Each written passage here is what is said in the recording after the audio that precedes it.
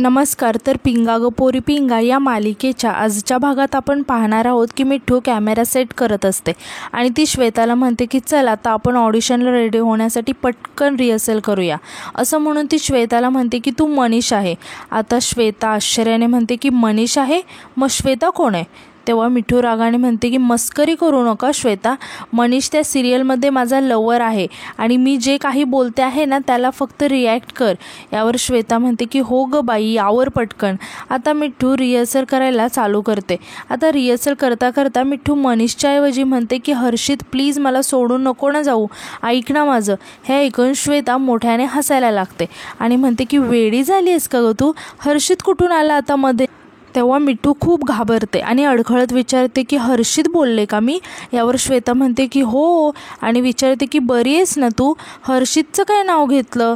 तेव्हा मिठू म्हणते की मेरा दिल का करार, रातों की नींद और दिन का चैन खो गया है जाने मन, मेरे दिल की हर धडकन में सिर्फ उसी का ही नाम है. आता तेजासुद्धा तिथे येते आणि त्यांचं बोलणं ऐकायला लागते. तेव्हा श्वेता तिला म्हणते की तू काय डोक्यावर पडलेस का ग, का कॉफीच्या कपमध्ये उतरवलं त्याने तुला आणि एवढ्या पटकन देऊन आलीस का तू तुझा दिल हर्षितला? आता हर्षितचं नाव ऐकून तेजा पटकन विचारते की हर्षितचं काय? आणि ती मिठूजवळ येऊन म्हणते की मिठू त्याचा विचारही करू नको, आधीच सांगते तुला. यावर मिठू म्हणते की का, असं का म्हणते आहेस? तेव्हा तेजा मोठ्याने म्हणते की कारण तो तुझ्यापेक्षा वयाने खूप मोठा आहे. यावर मिठू म्हणते की मग असेल ना मोठा. आणि तेजा प्यार कभी उम्र नहीं देखता, प्यार सिर्फ दिल देखता है और दिल की कोई उम्र नहीं होती. श्रीदेवीला आवडला होता ना अनिल कपूर लम्हेमध्ये. आता तेजा वैतागून म्हणते की हे बघ फक्त वयाचा प्रश्न नाही आहे, तो तुझ्या टाईपचा नाही आहे. तेव्हा मिठू म्हणते की पण मला काहीच प्रॉब्लेम नाही आहे. आता तेजा रागाने म्हणते की असा कसा प्रॉब्लेम नाही आहे, प्रॉब्लेम असायलाच पाहिजे, तुझ्या टाईपचा नाही आहे तो. श्वेता त्या दोघींकडे आश्चर्याने बघत असते. आता मिठू म्हणते की आता सध्या तरी मला काहीच प्रॉब्लेम नाही आहे, जेव्हा प्रॉब्लेम होईल ना तेव्हा मी बघून घेईल. यावर तेजा म्हणते की अगं पण नंतरचं का तुला ठरवायचं आहे, नंतर काही होणारच नाही आहे तर पुढे? तेव्हा मिठू म्हणते की हे तू ठरवलं आहेस का, मी नाही ठरवलं. असं म्हणून परत त्या दोघींचा वाद सुरू होतो. आता श्वेता त्या दोघींनाही शांत करण्याचा प्रयत्न करत असते आणि ती मोठ्याने म्हणते की अरे गप्प बसा, रात्र झाली आहे, सगळे झोपले आहेत, बुलबुल बागेतील सगळेजण जागे होतील. तेव्हा तेजा रागाने श्वेताला म्हणते की मग हिला सांग ना, तो माझा मित्र आहे, त्याच्यापासून लांब राहायचं. तेव्हा मिठू म्हणते की मला सांग. आता तेजा रागाने मिठूला म्हणते की मिठू मी तुला शेवटचं सांगते हा, तू त्याच्याशी बोलताना मला परत दिसली ना तर बघच तू. तेव्हा मिठू म्हणते की काय करणार आहे, मी बोलणार. तेव्हा श्वेता तेजाला शांत करण्याचा प्रयत्न करत तिला समजावत आतमध्ये घेऊन जाते. आता तेजा आणि मिठू दोघीही खूपच चिडलेले असतात. आता यानंतर आपण पाहतो की प्रेरणा झोपलेली असते आणि अचानक ती दचकून उठते आणि तिच्या डोळ्यात भीती स्पष्ट झळकत असते. आता नेमका त्याच क्षणी वल्लरी तिथे येते आणि तिच्या हातात पाण्याचा ग्लास असतो. तिने आधीच जाणलेलं असतं की काहीतरी प्रेरणाचं बिनसलेलं आहे. आता प्रेरणा खूपच घाबरलेली असते. ती काहीच न बोलता तिथून उठते आणि अजूनही सुन्न अवस्थेतच असते. आता वल्लरी तिच्याकडे आश्चर्याने बघतच राहते, पण प्रेरणा तिच्या हातातलं पाणी न घेता सरळ आत निघून जाते आणि दुसरं पाणी घेऊन पियायला लागते. आता प्रेरणा अजूनही अस्वस्थ अवस्थेत असताना वल्लरी तिच्या जवळ येते आणि तिच्या डोळ्यात काळजी दिसते. आता ती हळूवारपणे प्रेरणाला म्हणते की प्रेरणाताई तुम्हाला किती त्रास होतो आहे, दिवसांदिवस अस्वस्थ असता तुम्ही, रात्री नीट झोपत नाहीये, कळतंय ना तुम्हाला, अहो तुम्ही स्वतःलाच फसवत आहात. यावर प्रेरणा अडखळत म्हणते की काही फसवत वगैरे नाहीये स्वतःला आणि मला काही कळत नाहीये का तू काय बोलते ते? तेव्हा वल्लरी तिच्या डोळ्यात पाहत हळूवारपणे तिला म्हणते की तुम्हाला चांगलंच कळत आहे की मी काय बोलते ते. अहो ज्या नात्यामध्ये आत्तापासून तुमचा जीव गुदमरतोय ते आयुष्यभर कसं निभावणार आहात तुम्ही, सांगा ना प्रेरणाताई. काही जखमांना आयुष्यभरांचं दुखणं देऊन जातात तो, वेळीच सावरायला हवं, नाहीतर आयुष्यभर फरफट होऊन जाईल. आता प्रेरणा रागाने वल्लरीला म्हणते की हे बघ मी तुला परत एकदा सांगते आहे, तुला वाटतं तसं काही नाही. तेव्हा वल्लरी खूप इमोशनल होते आणि ती प्रेरणाचा हात हातामध्ये घेत म्हणते की तुम्ही मला माझ्या मोठ्या बहिणीसारख्या आहात ना, म्हणून सांगते मी. नाही बघवत आहे हो मला अशी तुमची रोज थोडी थोडी झीज होताना. यावर प्रेरणा म्हणते की अगं काही झिजत वगैरे नाही आहे मी, कसं कळत नाही आहे तुला. तेव्हा वल्लरी रडत म्हणते की ताई अहो का लोकांचा विचार करताय तुम्ही, स्वतःचा विचार करा ना जरा कधीतरी. समीर सर जसं वागतायत ना ते तुम्हाला जड जाणार आहे पुढे जाऊन, तुम्हाला एकटीला सहन करावं लागणार आहे. आमच्यापैकी कोणी नसणार आहे हो तिथे, कशाला लोकांचा विचार करताय, कशासाठी. हे बघा प्रेरणाताई, तुम्ही ऐका माझं, तुम्ही हे नातं कायमचं संपवून टाका, मोकळं व्हा या नात्यातून, बाहेर पडा या नात्यातून, ऐका माझं. आता प्रेरणा वल्लरीवर खूप चिडते आणि मोठ्याने ओरडून म्हणते की बस कर, मी ऐकून घेते म्हणून तोंडाला येईल ते बोलत बसशील काय. आई म्हणाली तेच बरोबर आहे, तुझ्या जिभेला ना हाडच नाही आहे, एवढ्या वर्षांनी माझ्या आयुष्यामध्ये आनंद आलाय तो बघवत नाही का गं तुला. तेव्हा वल्लरी खूप घाबरते आणि रडायला लागते आणि म्हणते की अहो ताई काय बोलताय तुम्ही. तेव्हा प्रेरणा म्हणते की बरोबर बोलते आहे मी, माझ्या चेहऱ्यावरचा, माझ्या आईबाबांच्या चेहऱ्यावरचा आनंद तुला बघवतच नाही आहे. अगं किती वेळा सांगू मी तुला, मी या नात्यामध्ये खुश आहे, तुला वाटतं तसं काहीही झालेलं नाही आहे. आणि ती हात जोडून म्हणते की हे बघ बाय, हात जोडते मी तुझ्यासमोर, हे असले नुसते सल्ले देऊ नकोस मला. आणि आज शेवटचं आणि स्पष्टच सांगते, माझं आणि समीरचं लग्न या विषयापासून लांब राहायचं. असं म्हणून ती रागातच तिथून निघून जाते. तर इकडे वल्लरी खूपच टेन्शनमध्ये आलेली असते. आता यानंतर आपण पाहतो की मिठू रिहर्सल करत असते आणि तिचा व्हिडिओ शूट करत असते आणि बाकी सर्वजणी आपापल्या कामात व्यस्त असतात. आता तेजा मिठूला म्हणते की मिठू आता आमचंसुद्धा ते पाठ झालं आहे. तेव्हा श्वेतासुद्धा म्हणते की हो ना, किती वेळा तेच रिपीट करते, हे ते तरी लक्षात राहत नाही तुझ्या, डोकं आहे का खोकं त्या कुरळ्या केसांच्या खाली. असं म्हणून त्या सर्वजणी हसायला लागतात. आता मिठू वैतागून म्हणते की अरे कवयत्रीचं ऑडिशन आलं आहे. यावर श्वेता हसत म्हणते की कोणत्या अँगलनं वाटतेस गं मराठी कवयत्री. तेव्हा तेजा म्हणते की एक मिनिट, मुळात तो शब्द कवयित्री असा आहे, कवयत्री असा नाही आहे.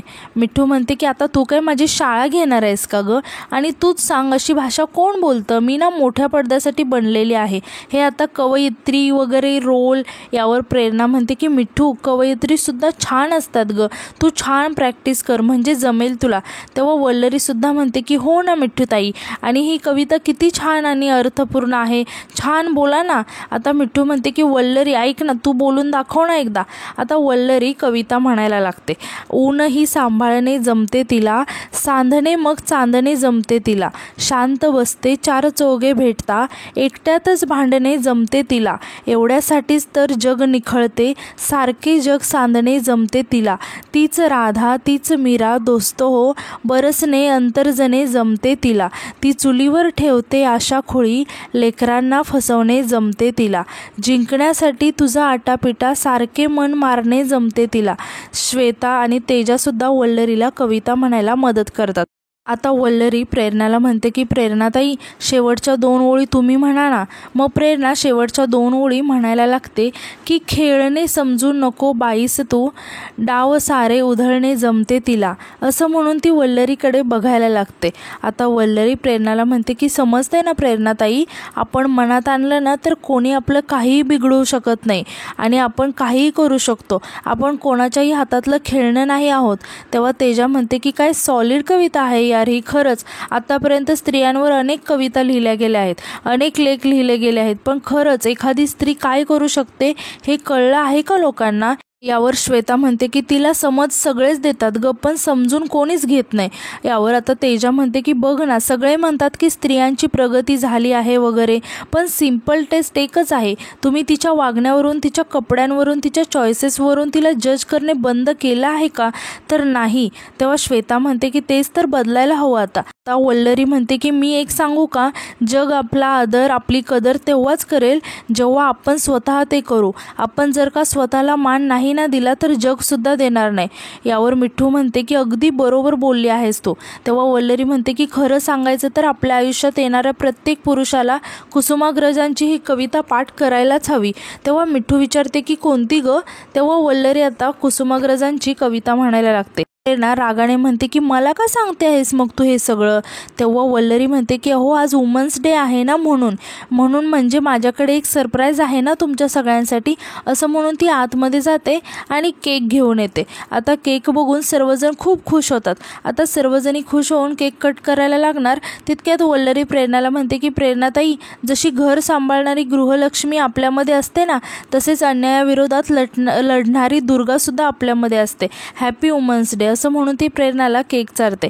आता यानंतर आपण पाहतो की घरात खूप सारा पसारा झालेला बघून तेजा खूप वैतागते आणि म्हणते की अरे यार, हे घर आहे की गोडाऊन, हा आरसासुद्धा कोणी पुसला नाही आहे, असं म्हणून ती आरसा स्वच्छ करायला लागते. तेव्हा मिठू झोपेतून उठते आणि आश्चर्याने तेजाकडे बघायला लागते आणि म्हणते की सकाळी सकाळी काय सुरू आहे. यावर तेजा म्हणते की दिसत नाही का आरसा पुसते, आरशात बघून मेकअप करायला जमतो, तो पुसायला जमत नाही का, म्हणून मला करावं लागतं. आता मिठू आरशाकडे बघते आणि म्हणते की स्वच्छ तर आहे. तेव्हा तेजा वैतागून म्हणते की आत्ता मी स्वच्छ केला आहे आणि म्हणते की सगळा पसारा केला आहे, तो टॉवेल बघ कसा टाकला आहे, घर आहे की गोडाऊन आहे काहीच मला कळत नाही, किती पसारा आहे. यावर मिठू म्हणते की अगं सकाळी सकाळी काय आहे, कुठे आहे पसारा, कुणी इन्स्पेक्शनला येणार आहे का, आपल्या घरी एवढी आवरावर चालली आहे ते.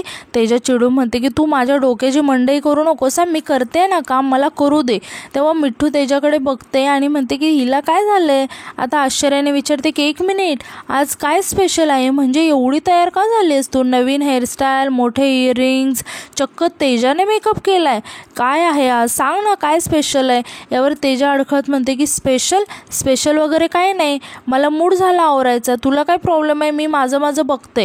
तितक्यात आता डोअरबेल वाजते. आता तेजा पटकन जाऊन दरवाजा उघडते तर हर्षित आलेला असतो. आता हर्षितला बघून मिठू घाबरून म्हणते की अरे यार, मला सांगितलं पण नाही, मी रेडी पण नाही आहे, असं म्हणून ती पटकन धावतच आतमध्ये जाते. आता हर्षित आतमध्ये येतो आणि तेजाला म्हणतो की मस्त दिसतेस. आता तेजा लाजून थँक्स असं म्हणते आणि ती म्हणते की मी प्रेरणाला बोलवते, असं म्हणून ती प्रेरणाला आवाज द्यायला लागते. आता तेजाचा आवाज ऐकून प्रेरणा बाहेर येते. आता वल्लरी आणि श्वेतासुद्धा तिथे बाहेर येतात. आता हर्षित म्हणतो की तुमची मेहंदी, हल्दी आणि संगीतचे स्लाइड्स रेडी केले आहेत, तुम्ही एकदा बघून घ्या, म्हणजे तुम्ही बघाल तर फायनल करायला बरं होईल ना. तेव्हा प्रेरणा म्हणते की हो आपण बघूच, पण समीरला मेल करता येतील ना.